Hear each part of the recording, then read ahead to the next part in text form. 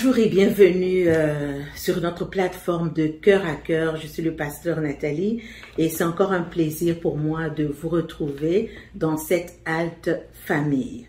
Donc, nous faisons une pause aujourd'hui dans halte famille. C'est vrai, vous avez eu l'habitude de me voir sur d'autres plateformes. Aujourd'hui, je donne un coup de main et je suis sur cette plateforme et nous voulons parler encore une fois de la famille.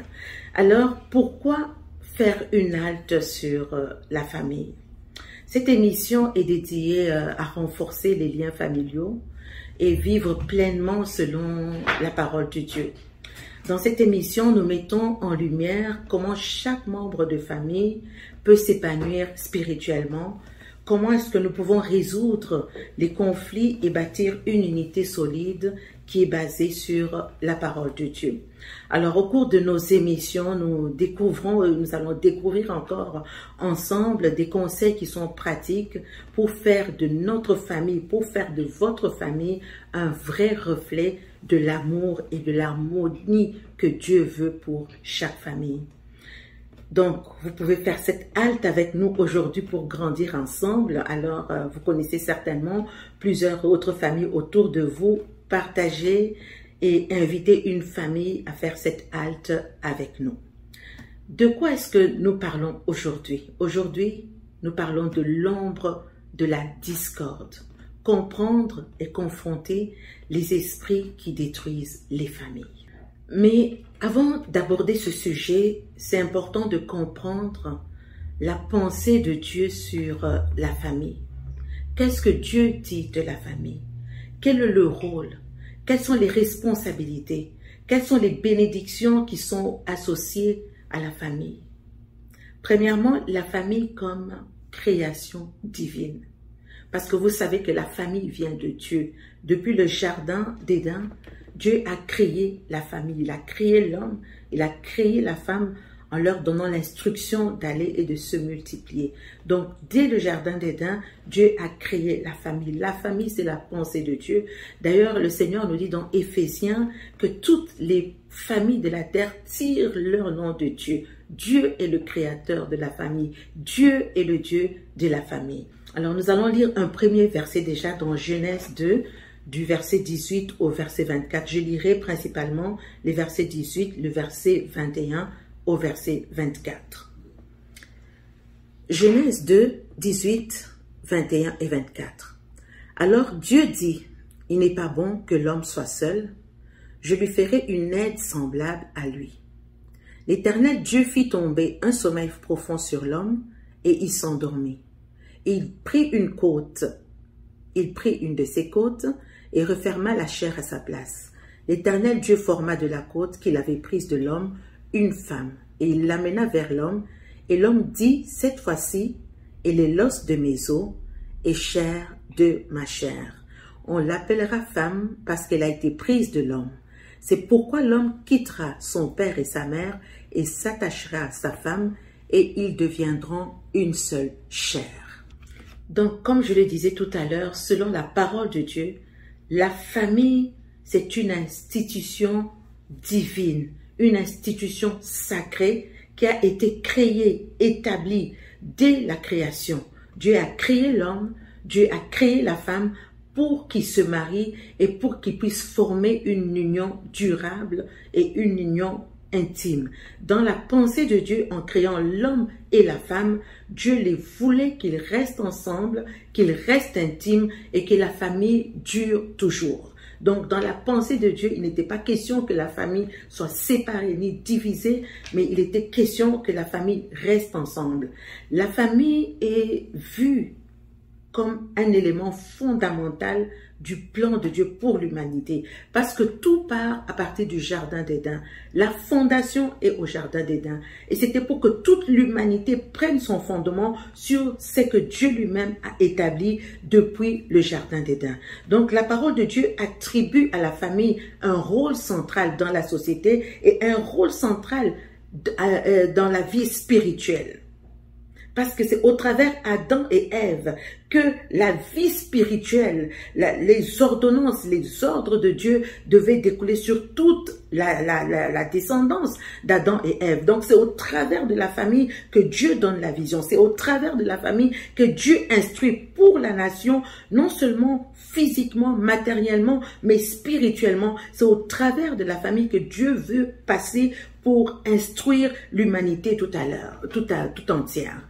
Donc, Dieu a établi la famille avec des responsabilités et il y a également des bénédictions importantes qui sont attachées à chaque membre de famille. Donc, là où vous êtes, parents, enfants, il faut savoir que chaque personne dans la famille a des responsabilités et chaque personne dans la famille est une bénédiction importante et a une bénédiction importante attitrée à elle. Donc, nous voulons voir, avant d'aller dans notre sujet du jour, nous voulons voir le rôle de la famille.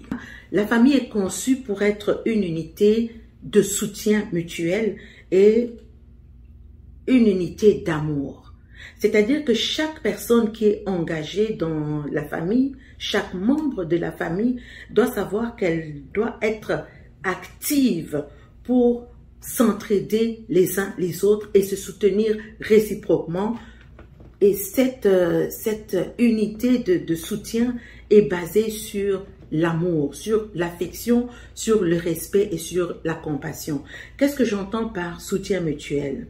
Soutien mutuel, c'est-à-dire que chaque membre de famille doit être prêt à offrir et à recevoir de l'aide en cas de besoin. Chaque unité ou chaque membre de famille ne peut pas fonctionner de manière individuelle ou de manière égoïste. Si Dieu a placé la famille ensemble, c'est pour que ensemble nous formons cette unité. Nous savons que dans le corps de Christ, chaque membre a un rôle, chaque membre a une fonction. Alors, Dieu a placé chaque membre de la famille ayant une fonction, ayant un rôle. Donc, il est important que la famille se mette ensemble, s'unisse ensemble afin que la famille puisse bien fonctionner. C'est-à-dire que la main ou le pied ou la tête puissent se mettre ensemble pour fonctionner adéquatement. Donc, si la main veut fonctionner toute seule, si un membre veut fonctionner de manière égoïste, cela va créer une division au sein de la famille. J'espère qu'on se comprend. Alors, cette unité peut se manifester de manière différente. Elle peut se manifester au niveau émotionnel. Cette unité peut se manifester au niveau financier. Il peut arriver dans la famille que quelqu'un est plus faible que l'autre.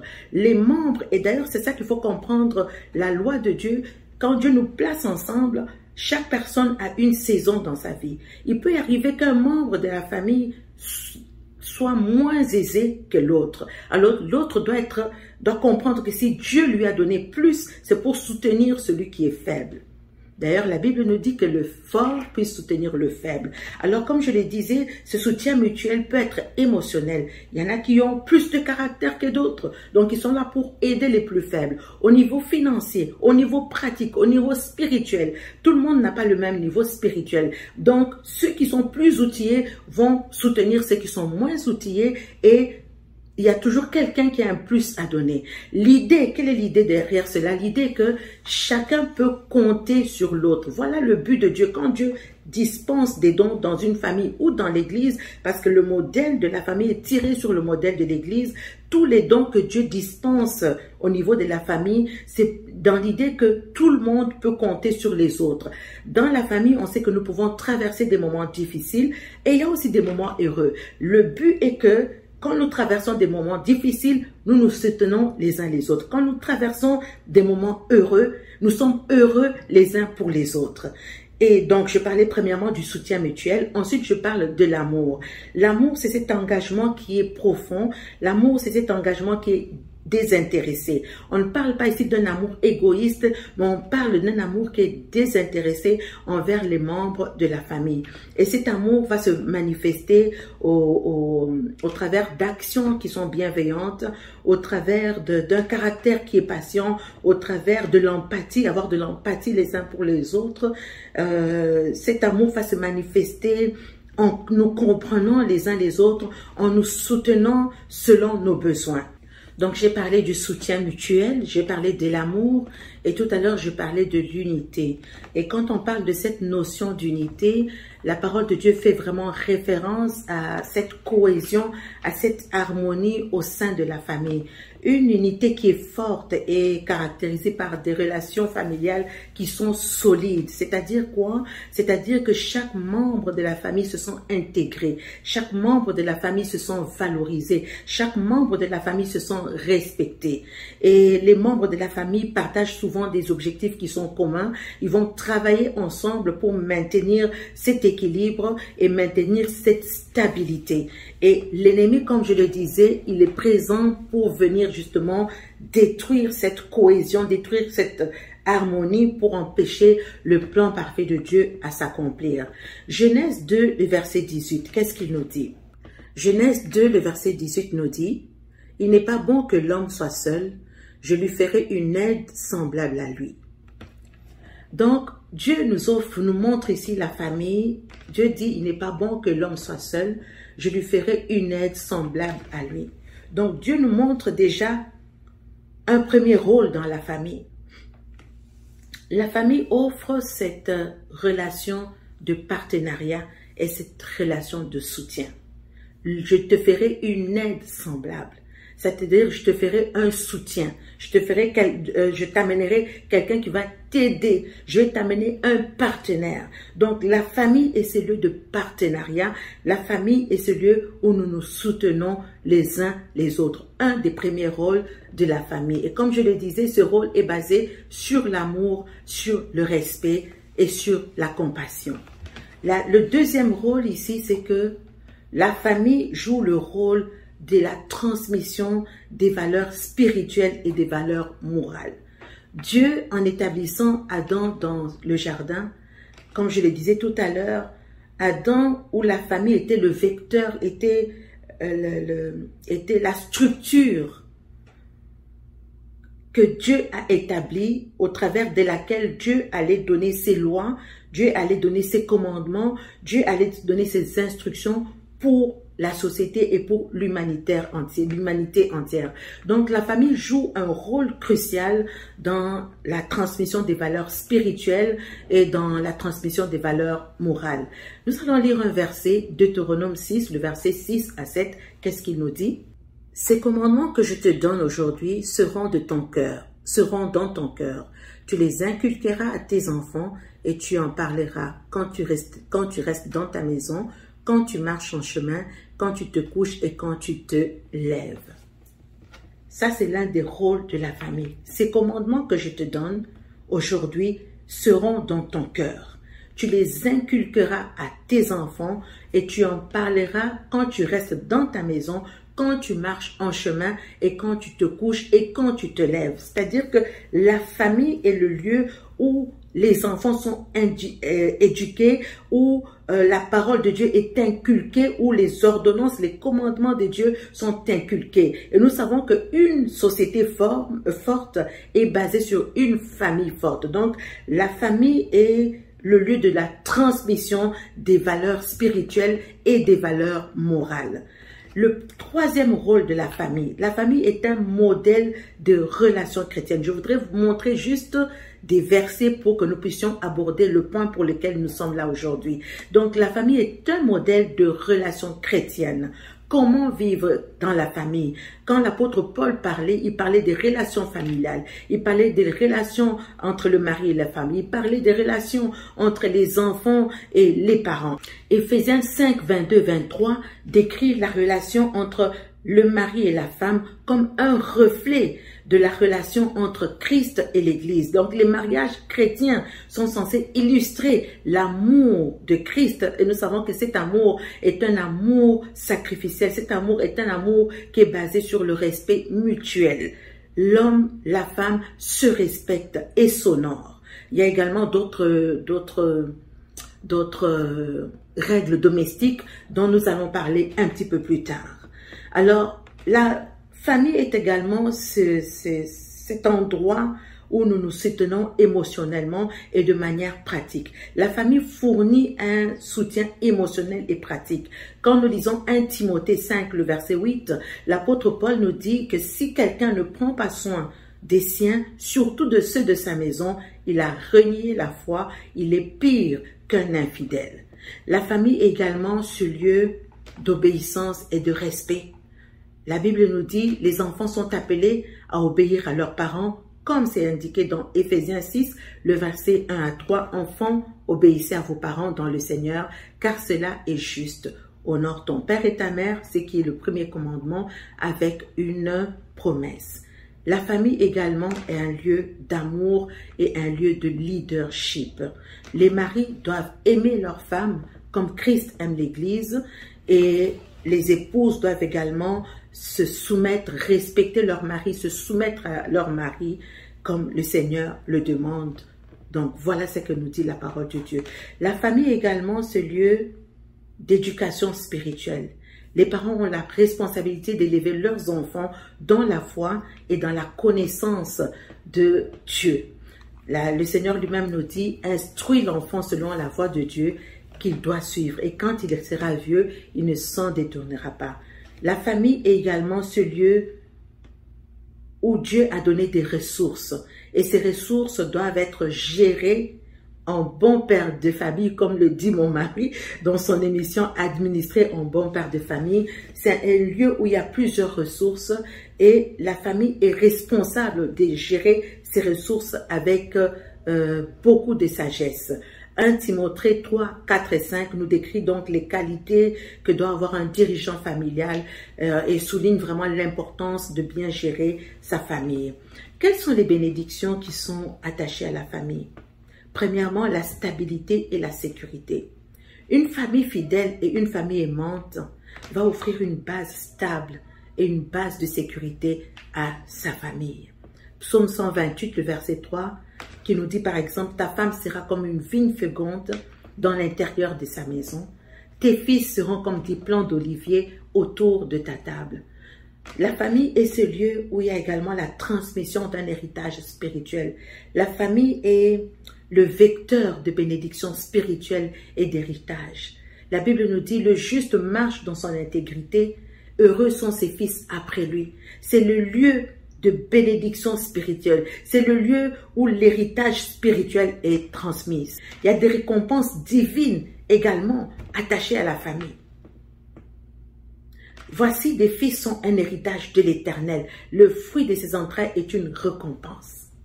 Dans la famille, il y a aussi cette bénédiction de croissance, cette bénédiction de bonheur. Une famille qui vit selon les principes bibliques est souvent bénie par la croissance spirituelle et par le bonheur. Qu'est-ce que nous dit Proverbe 31, le verset 28? Ses fils se lèvent.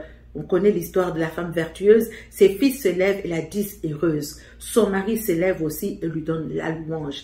Il y a une bénédiction de croissance et de bonheur où tout le monde se sent bien dans la famille et le bonheur et la grâce accompagnent la famille. Donc, la Bible présente la famille comme une institution divine qui est fondée sur l'amour, qui est fondée sur le soutien, qui est fondée sur la responsabilité mutuelle. Et la famille est appelée à être ce lieu de transmission des valeurs chrétiennes, ces lieux de soutien mutuel et pratique, ce lieu de bénédiction spirituelle. Alors, les rôles et les responsabilités des membres de la famille sont clairement définis pour assurer une vie harmonieuse. Alors, la Bible présente la famille comme une institution divine. Cette institution est fondée sur l'amour, cette institution est fondée sur le soutien, est fondée sur la responsabilité mutuelle. Et la famille est appelée à être vraiment un lieu de transmission des valeurs chrétiennes, un lieu de soutien émotionnel et de manière vraiment pratique, et un lieu également de bénédiction spirituelle.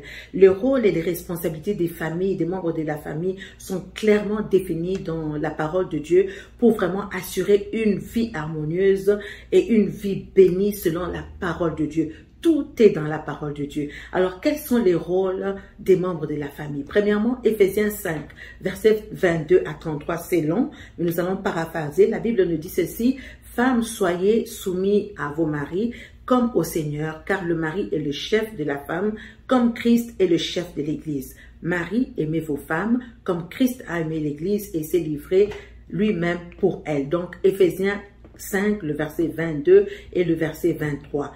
Colossiens 3, le verset 20 et 21 nous dit ceci: enfants, obéissez à vos parents en tout. Enfants, obéissez en tout à vos parents, car cela est bien. Marie, n'irritez pas vos enfants de peur qu'ils ne se découragent. On voit ici la responsabilité de la famille. La Bible décrit les responsabilités des membres de la famille et souligne que chaque membre de la famille a un rôle spécifique à jouer. Les maris doivent aimer leurs femmes comme Christ aime l'Église et les femmes doivent se soumettre à leur mari et les enfants doivent obéir à leurs parents, tandis que les parents doivent éviter de décourager les enfants. Donc, on voit qu'au sein de la famille, il y a deux éléments qui reviennent. Il y a l'aspect de l'amour et il y a l'aspect du respect. Quand on parle de l'amour, 1 Corinthiens 13, le verset 4 à 7, nous dit ceci, que l'amour est patient. L'amour est plein de bonté, l'amour n'est pas envieux, l'amour ne se vante pas, l'amour ne s'enfle pas d'orgueil, l'amour excuse tout, l'amour croit tout, l'amour espère tout, l'amour supporte tout. Il y a le principe de l'amour. D'ailleurs, quand les gens se marient, en général, nous leur disons, il faut que 1 Corinthiens 13 soit planté dans votre maison, parce que pour... n'est-ce pas, vivre un mariage harmonieux et arriver au bout de ce plan jusqu'à ce que Jésus revienne, il faut que 1 Corinthiens 13 soit placé dans la maison. La patience, la bonté, l'amour, le manque de vantardisme, d'orgueil l'orgueil doit disparaître, le pardon, ne pas soupçonner, espérer, supporter. Le principe de l'amour. Le principe de l'amour est vraiment central dans les relations familiales selon la parole de Dieu.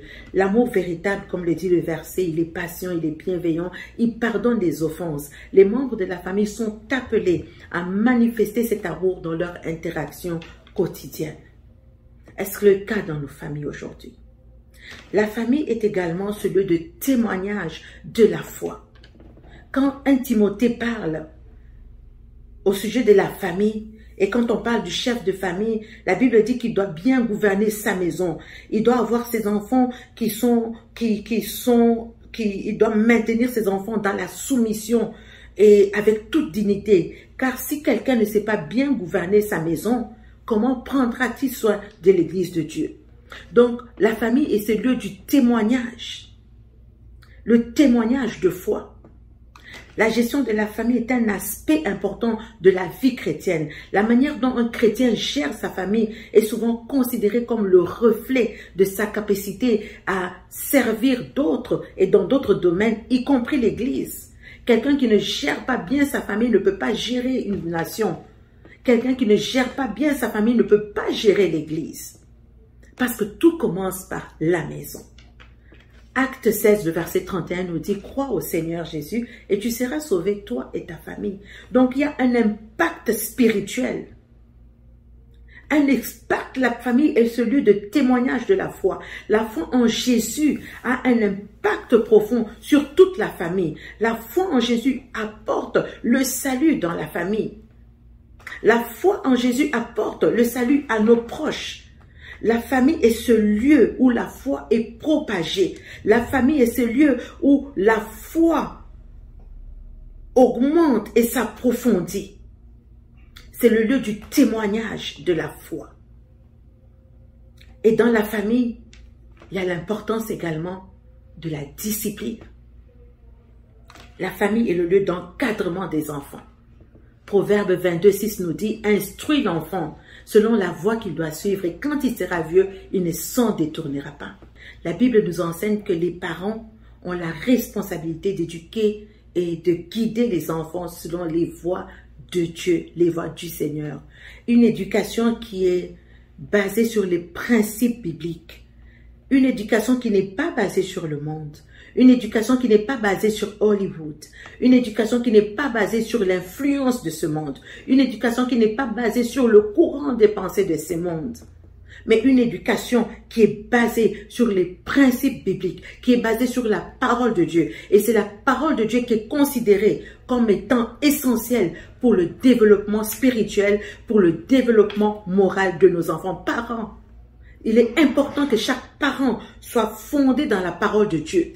Parce que c'est dans la parole de Dieu que se trouve l'essentiel pour le développement spirituel de la famille, pour le développement spirituel de nos enfants, pour le développement moral. On a besoin de moralité. La parole de Dieu nous enseigne la bonne morale. La parole de Dieu nous enseigne la bonne conduite. La parole de Dieu nous donne les outils spirituels nécessaires pour la bonne croissance. La Bible nous dit, parlant de Jésus, qu'il croissait en stature, en grâce et en sagesse devant Dieu et devant les hommes. Il était basé dans la parole de Dieu. Il était basé dans la sagesse de Dieu. Même sa stature physique, sa stature spirituelle, sa stature au niveau de son âme était basée sur la parole de Dieu. Pour qu'il se développe, il avait besoin de la parole de Dieu.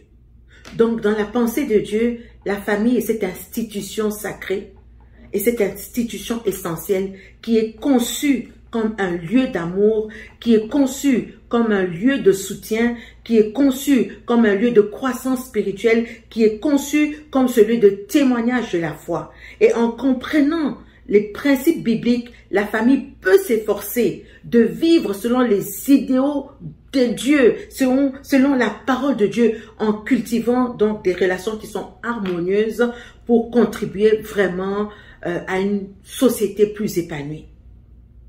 Et les familles sont considérées comme ces havres de paix, ces havres d'amour. Mais ce n'est pas toujours le cas. Ce n'est pas toujours le cas. Allez dans les palais de justice. Ce n'est pas toujours le cas. Les guerres fratricides, les conflits inexplicables qui déstabilisent la famille. Et ce n'est pas la pensée de Dieu. Il y a des forces spirituelles invisibles. Il y a des forces dans l'ombre qui travaillent dans le but de saper l'harmonie familiale. S'il y a des conflits dans ta maison, s'il y a des divisions dans ta maison, si ça ne va pas, le feu est allumé dans ta maison, c'est parce que derrière ces conflits, derrière ces discordes, derrière ces divisions, derrière ces immoralités, il y a des forces invisibles. Leur but est de détruire la famille. Comme je le disais, la famille a été établie par Dieu pour être le vecteur, le canal par lequel non seulement Dieu bénirait la famille, mais que Dieu bénirait les nations. Et le diable s'acharne contre la famille. Il veut diviser la famille pour saper en réalité le plan de Dieu. Parce que Dieu a un plan parfait pour la famille. Et c'est de cela que nous voulons parler aujourd'hui. L'ombre de la discorde. Comprendre et confronter les forces qui détruisent la famille. Donc la parole de Dieu nous décrit les principes et les forces qui causent du tort aux relations familiales. Ces forces, comme je le disais, travaillent dans l'ombre pour détruire la famille. L'exemple que nous pourrons prendre, c'est l'exemple de Job. Job a souffert de grandes épreuves.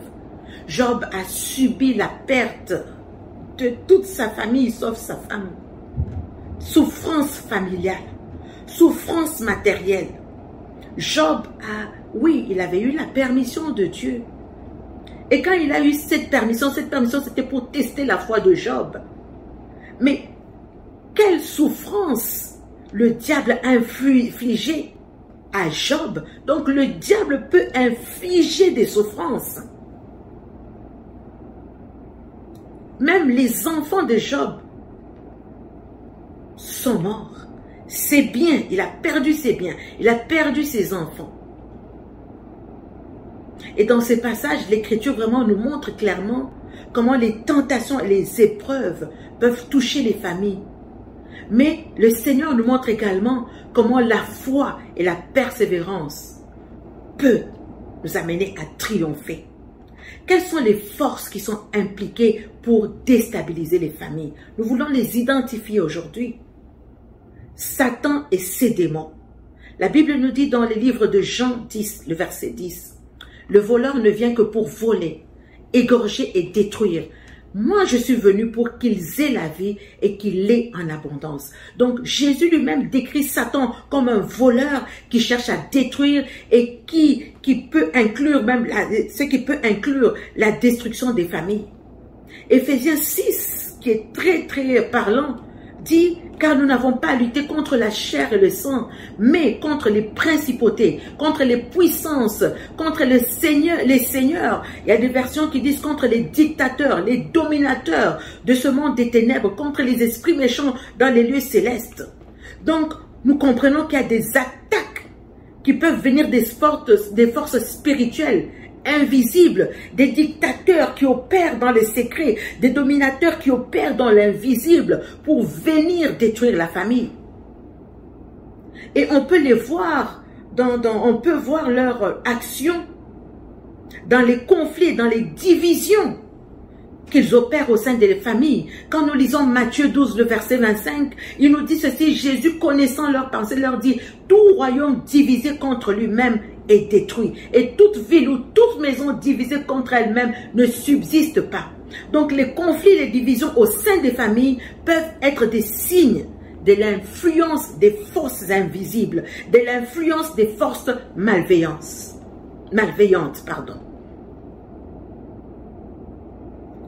Les péchés et les tentations. Le Seigneur nous recommande: soyez sobres, veillez. Votre adversaire, le diable, les démons, les forces invisibles derrière, il rôde comme un lion rugissant qui cherche à dévorer. Les tentations, les péchés qui sont non résolus peuvent affaiblir les familles, ouvrir la porte à des influences qui sont destructrices. Nous pouvons donner plusieurs exemples des tentations, des conflits qui peuvent mener à des ruptures dans les relations familiales, à des séparations des membres des familles. Vous connaissez plusieurs familles, nous connaissons plusieurs familles, et parfois c'est dans nos propres familles. Des comportements qui sont issus des influences des forces de destruction et qui amènent la division dans les familles. On a des familles où il y a de l'addiction à l'alcool. On a des familles de l'addiction aux drogues. On a des familles où il y a le père ou la mère qui joue à des jeux d'argent, ce qui va créer des conflits familiaux. Une fois, nous avons été distribuer de la bouffe aux personnes démunies au centre-ville. J'ai rencontré une femme avec qui j'ai parlé. Je lui ai demandé pourquoi, qu'est-ce qui l'a amenée dans la rue. Elle m'a dit que son mari dépensait tout l'argent de la maison à jouer au casino. Aujourd'hui, la famille est divisée. Elle est sans abri dehors. Elle commence à quêter pour avoir un peu à manger. Mais quelle est cette influence derrière qui a poussé le mari à jouer, à être addictif au jeu de casino? Et ça a désintégré la structure familiale.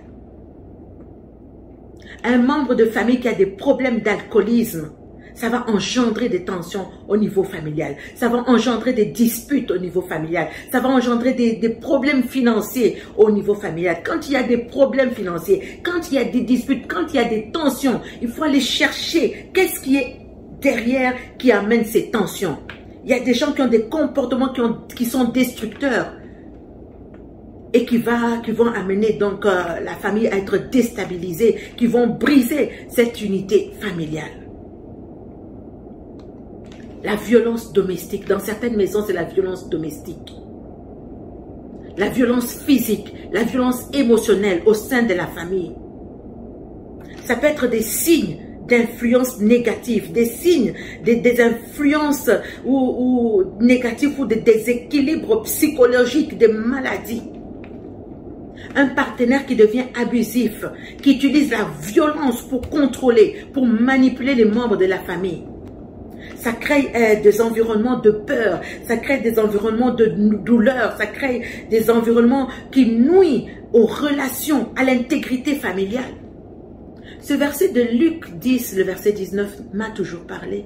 Je vous ai donné le pouvoir de marcher sur les serpents, sur les scorpions, sur toute la puissance de l'ennemi et rien ne pourra vous nuire. Le diable nuit aux familles.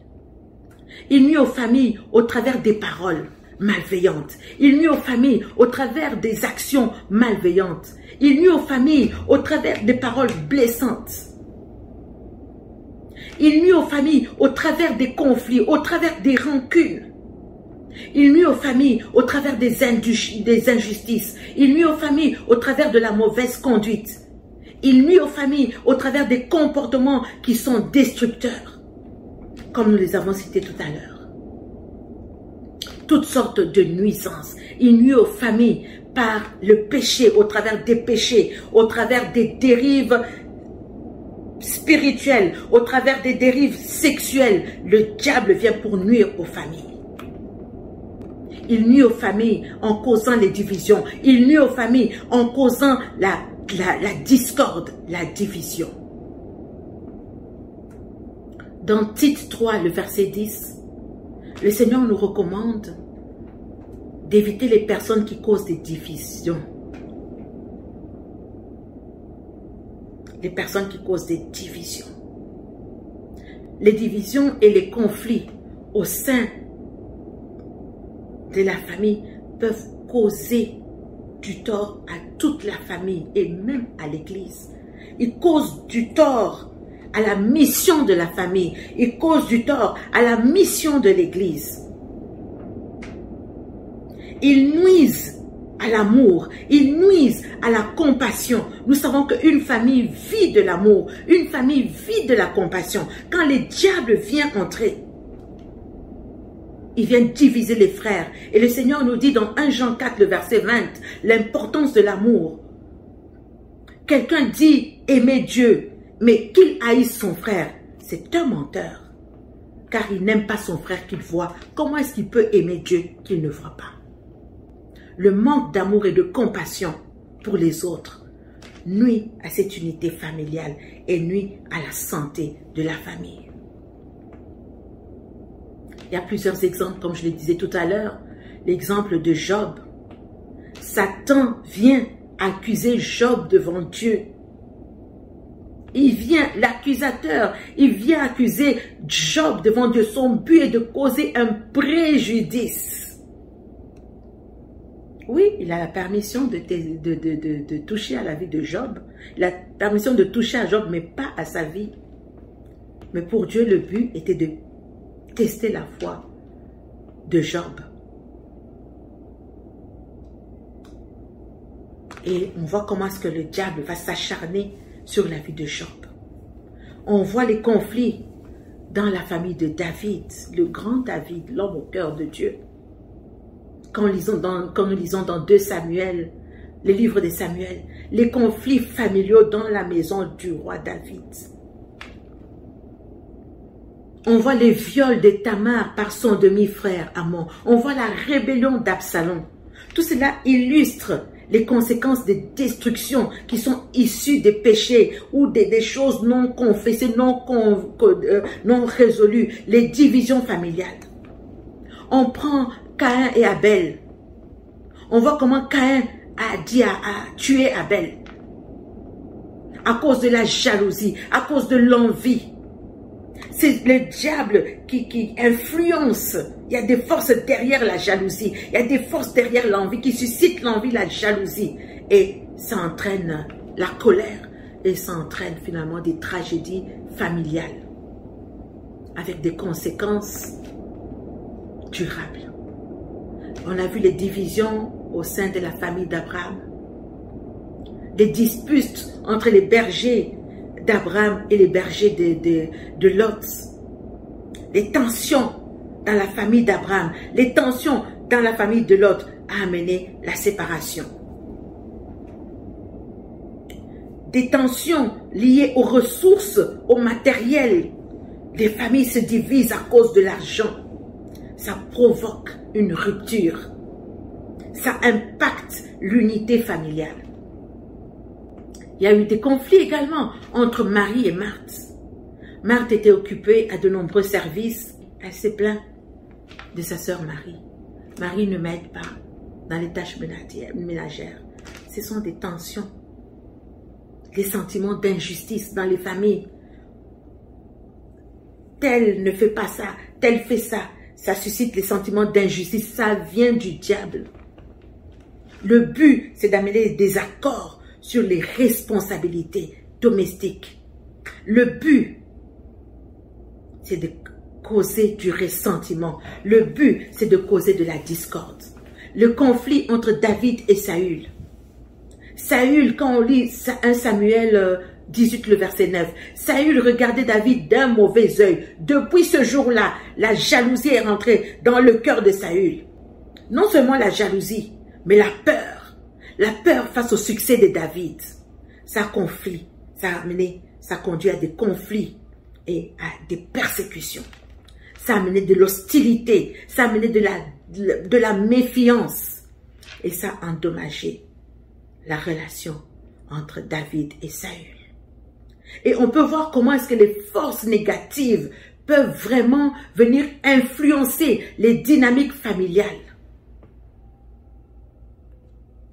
Quelqu'un dit Amen avec moi. Est-ce que c'est ça que tu vis dans ta maison?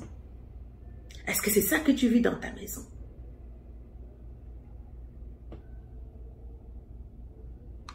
Quand Jésus parle, dans les épîtres, la parole de Dieu nous dit, d'où viennent ces luttes, d'où viennent ces querelles parmi vous? N'est-ce pas de vos passions qui combattent dans vos membres? Les conflits internes de la famille peuvent être exacerbés par des influences spirituelles. Quelqu'un dit avec moi Amen ce soir ou ce matin. Comment est-ce que nous pouvons les vaincre? La Bible nous offre des solutions pour préserver et restaurer les familles. Premièrement, la Bible nous offre la solution de la prière. La Bible nous offre la solution de la vigilance spirituelle. Parlons toujours de ces textes d'Éphésiens 6, 10 à 18. Enfin, soyez forts dans le Seigneur et dans la puissance du Seigneur. Revêtez-vous de toutes les armes de Dieu afin de pouvoir tenir ferme contre les ruses du diable. Donc, le Seigneur nous encourage en tant que croyants à se préparer spirituellement avec les armes de Dieu, avec les armes de guerre, avec la foi, avec le casque du salut, le bouclier de la justice, les chaussures que donnent les chaussures de paix que donne le zèle de l'évangile, avec la ceinture de la vérité.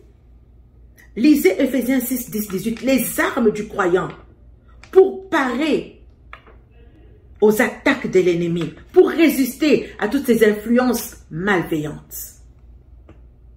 Le Seigneur nous donne des solutions, le pardon et la réconciliation sincère. Colossiens 3, 13 nous dit, supportez-vous les uns les autres et pardonnez-vous réciproquement. Si l'un a un sujet de se plaindre contre l'autre, comme Christ vous a pardonné, pardonnez-vous aussi. Le pardon et la réconciliation sont essentiels pour maintenir l'unité et la paix dans les familles. Le Seigneur nous donne la communication et l'amour. Il y a une de nos sœurs, j'aime bien, qui parle de l'art de communiquer. Tout est une question de communiquer. Un manque de communication est aussi une communication parce que tout le monde peut interpréter. Parce qu'il n'y a pas eu une bonne communication. Et toutes les grandes crises sont résolues par la meilleure des communications. Là où une crise persiste, c'est parce qu'il n'y a pas eu une bonne communication. L'art de communiquer, comme le dirait notre bien-aimée Julie, l'art de communiquer. Et l'amour, 1 Corinthiens 13, est patient, plein de bonté, n'est pas envieux, il ne se vante pas, il ne s'enfle pas d'orgueil, il ne fait rien de malhonnête, il ne cherche pas son intérêt, il ne s'irrite pas, il ne s'enfle pas, il ne pense pas le mal, il ne se réjouit pas de l'injustice, mais il se réjouit de la vérité. Cultiver l'amour véritable et cultiver une communication ouverte, c'est crucial pour résoudre les conflits familiaux. Également, nous avons la discipline spirituelle. Une famille ne peut pas marcher sans discipline. Il y a une discipline et une correction à établir quand il faut qu'elle soit établie. Hébreux 12, le verset 11 nous dit, « Il est vrai que toute correction, au moment où elle se fait, ne semble pas être une joie. Chaque fois que les parents nous ont corrigés, ça semble ne pas être une joie, une tristesse, mais plus tard, elle rend un fruit paisible de justice à ceux qui ont été exercés par elle. » Donc, il y a un temps pour amener une correction spirituelle pour produire un fruit de justice. Donc, la discipline spirituelle inclut la correction et la direction. Et ça, c'est très important pour la croissance et la santé des familles. Et enfin, ça nous prend un renouvellement. Renouveler son esprit. La Bible nous dit dans Romains 12, verset 2, « Ne vous conformez pas au siècle présent, mais soyez transformés par le renouvellement de l'intelligence, afin que vous discerniez quelle est la volonté de Dieu, ce qui est bon, ce qui est agréable et parfait. » Donc, renouveler son esprit en suivant les enseignements, en suivant la parole de Dieu, ça va nous aider à surmonter les influences négatives. Est-ce que nous pouvons prier ce soir? Pour chaque famille. Là où tu es, incline ta tête, nous allons prier. Seigneur, ce soir, nous nous tenons devant toi. Nous te disons merci pour chacune de nos familles. Seigneur, je te demande ce soir de protéger nos familles contre les influences maléfiques, contre les influences démoniaques. Seigneur, nous venons nous abriter sous ta protection. Nous venons nous réfugier, Seigneur, toutes les familles, qu'elles puissent trouver leur refuge en toi, Seigneur. Nous te demandons d'entourer les familles de ta paix. Nous te demandons d'entourer les familles de ta force au nom de Jésus. Nous rejetons toute influence satanique. Nous rejetons toute influence des démons qui cherchent à s'aimer la discorde et la destruction dans le nom de Jésus. Seigneur, nous te demandons d'amener cette unité familiale, d'amener la réconciliation dans les familles. Seigneur, nous te demandons de nous aider à surmonter, Seigneur, les conflits, les divisions qui sont causées par les forces malveillantes, par les forces invisibles. Seigneur, donne-nous la force de pardonner. Je prie ce soir pour le pardon dans les cœurs. Plusieurs familles qui nous écoutent aujourd'hui, il y a eu tellement de blessures et tellement de familles sont divisées, chacun est parti de son côté à cause de l'amertume. Mais je prie ce soir que l'onction d'Ésaïe 61, il est venu pour guérir les cœurs brisés. Que toute famille, tout membre des familles qui a un cœur brisé, ce soir, je prie pour le pardon, j'ai pris pour la paix et je prie pour la restauration de l'âme familiale dans le nom de Jésus. Seigneur, donne-nous la force, donne aux familles la force de se pardonner les uns les autres au nom de Jésus. Seigneur, laisse que l'amour de Dieu soit répandu dans les cœurs. Donne la force d'aimer comme tu nous aimes, Seigneur, au nom de Jésus. Seigneur, garde les familles de toute tentation. Garde les familles de toute influence qui cherche à éloigner les familles de toi. Seigneur, donne la force de résister aux ruses du diable. Donne la force de rester fidèle, de rester ferme, de rester inébranlable dans ta parole, Père, au nom de Jésus. Seigneur, je prie pour une grande sagesse dans les chefs de famille. Je prie pour une grande sagesse au sein de la famille, dans le nom de Jésus. Seigneur, nous avons parlé de renouvellement spirituel. Seigneur, je prie pour un renouveau. Renouvelle l'esprit, renouvelle le cœur. Seigneur, oh Dieu, amène les familles à s'enligner à ta volonté. Amène les familles à s'enligner à ta parole. Au nom de Jésus. Seigneur, amène les familles à rejeter les pensées, les attitudes qui ne te glorifient pas. Dans le nom de Jésus.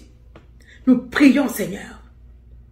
Saint-Esprit, agis, rends ministère à chaque famille. Que les familles soient libérées. Ce soir, nous prions que les familles soient libérées de toutes ces influences négatives dans le nom de Jésus. Libère nos familles de toutes les influences maléfiques au nom de Jésus. Nous venons briser ce soir toutes les chaînes spirituelles qui liaient les familles dans le nom de Jésus. Et nous proclamons la liberté, nous proclamons la guérison, nous proclamons la libération de chaque famille ce soir dans le nom de Jésus. Seigneur, ce soir, un baume d'amour, un baume de Galade, la paix de Dieu qui surpasse toute intelligence dans chaque famille, Père. Nous avons prié dans le nom de Jésus. Amen. Tu peux continuer à prier chez toi selon les choses que tu vis. Mais ce soir, il y a des personnes qui nous regardent et qui ne connaissent pas le Seigneur. La Bible dit, crois au Seigneur, toi et ta famille, et vous serez sauvés. Il y a également une invitation à quelqu'un qui ne connaît pas le Seigneur. Parce qu'il y a la famille biologique, Mais il y a la famille spirituelle également. Et quand on vient à parler de la famille spirituelle, on vient à parler de l'église de Dieu. Cette église qui est formée du rassemblement des saints. Et cette église ou cette épouse que Dieu va venir rechercher. Nous voulons prier pour toute personne aujourd'hui qui ne connaît pas le Seigneur Jésus. Nous vous encourageons aujourd'hui, si vous ne connaissez pas encore le Seigneur Jésus, à ouvrir vos cœurs et accepter le salut pour être libérés des influences destructrices. C'est une question, ce sont des forces spirituelles. Et si vous voulez l'intervention de Jésus, ça vous prend de l'accepter dans votre vie comme Seigneur et Sauveur personnel. Dites après moi ce soir, Seigneur Jésus, je te reconnais, je reconnais que je suis dans le besoin de ta grâce et de ta rédemption. Je te demande pardon pour mes péchés et je crois que tu es mort pour mes péchés et ressuscité pour me donner la vie éternelle. Je t'invite dans mon cœur pour être mon Seigneur et mon Sauveur. Guide-moi dans ta vérité et transforme ma vie selon ta volonté. Merci pour ta miséricorde et pour la promesse de la vie éternelle en toi. Amen. Si vous avez fait cette prière, vous êtes des enfants de Dieu, acceptés de Dieu. Vous avez besoin de grandir dans la foi. Vous avez besoin d'en apprendre un peu plus. Il y a une bande déroulante. Vous pouvez nous contacter et nous allons vous diriger, vous instruire pour la suite. Et pour conclure cette émission aujourd'hui, où nous parlions de l'ombre de la discorde, comment reconnaître et comment confronter ces esprits. Il y a une solution dans la parole de Dieu. Nous vous avons parlé de ces choses. Et tout ce qui nous reste à vous souhaiter aujourd'hui, c'est une bonne santé spirituelle, une bonne santé physique, une bonne santé émotionnelle pour chacune de vos familles. Prenez soin de vous et prenez soin de chaque membre de vos familles. Que le Seigneur vous bénisse.